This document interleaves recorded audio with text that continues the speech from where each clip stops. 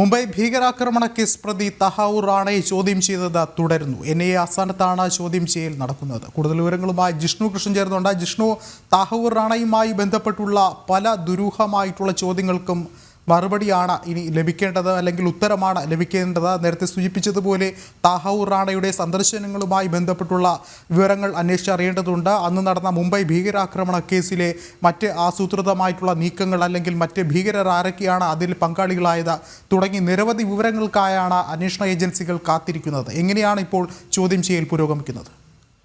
Vishnu, NIA director ജനറലിന്റെ നേതൃത്വത്തിൽ 12-അംഗ പ്രത്യേക സംഘമാണ് തഹാവൂർ റാണയെ ചോദ്യം ചെയ്യുന്നതെന്നാണ് മനസ്സിലാക്കാൻ സാധിക്കുന്നത്. വിഷ്ണു ചൂണ്ടിക്കാട്ടിയതുപോലെ മുംബൈ ഭീകരാക്രമണം, ഒപ്പം ഭാരതത്തിൽ നടത്തിയിട്ടുള്ള ഭീകര പ്രവർത്തനങ്ങൾ, കേരളത്തിൽ ഉൾപ്പെടെ നടത്തിയിട്ടുള്ള സന്ദർശനം, വിവിധ മേഖലകളിൽ അന്താരാഷ്ട്ര ഭീകരവാദ സംഘടനകളെ ഏകോപിപ്പിച്ചുകൊണ്ട് രാജ്യത്തിനകത്ത്, അതായത് ഭാരതത്തിൽ തഹാവൂർ റാണ നടത്തിയിട്ടുള്ള പ്രവർത്തനങ്ങൾ, ഇവ സംബന്ധിച്ചുള്ള വിശദമായ വിവരങ്ങളാണ് NIA ചോദിച്ചറിയുന്നത് എന്നാണ് മനസ്സിലാക്കുന്നത്.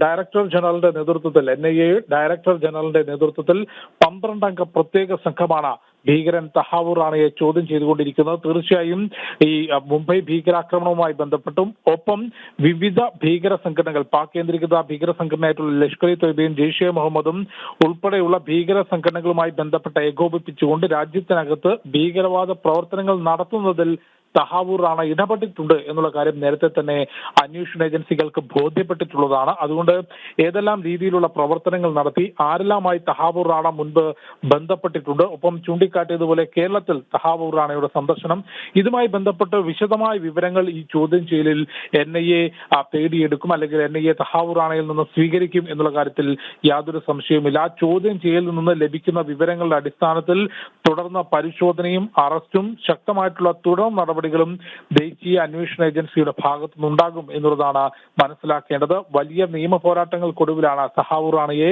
രാജ്യത്ത്, ഭാരതത്തിൽ വിചാരണ നടപടികൾക്ക് വേണ്ടി എത്തിക്കാൻ സാധിച്ചിട്ടുള്ളത്. അതുകൊണ്ട് തന്നെ ഇത്തരത്തിൽ ലോകത്തിൽ അന്താരാഷ്ട്ര ഭീകര സംഘടനകളുമായി ബന്ധപ്പെട്ട് പ്രവർത്തിക്കുകയും ഭാരതത്തിനകത്ത് അത്തരം പ്രവർത്തനങ്ങൾക്ക് നേതൃത്വം നൽകി എന്നതുകൊണ്ട് തന്നെ ഇയാളിൽ നിന്ന് ലഭിക്കുന്ന വിവരങ്ങൾ അന്വേഷണ ഏജൻസിക്ക് നിർണായകമാകും. ആരെല്ലാം ഇത്തരം ഭീകര പ്രവർത്തനങ്ങളിൽ പങ്കെടുത്തിട്ടുണ്ട്, അതുമായി ബന്ധപ്പെട്ടിട്ടുണ്ട് എന്നത് സംബന്ധിച്ച വിശദാംശങ്ങൾ ഏതായാലും ചോദ്യം ചെയ്യൽ പുരോഗമിക്കുകയാണ്. ചോദ്യം ചെയ്യലിൽ നിന്ന് ലഭിക്കുന്ന വിവരങ്ങളുടെ അടിസ്ഥാനത്തിൽ ശക്തമായ തുടർ നടപടികൾ, പരിശോധനകൾ, തുടർന്നുള്ള അറസ്റ്റുകൾ ഉണ്ടാകും എന്നാണ് മനസ്സിലാക്കുന്നത്. വിഷ്ണു. ശരി, ജിഷ്ണുവാണ് വിവരങ്ങൾ നൽകിയത്.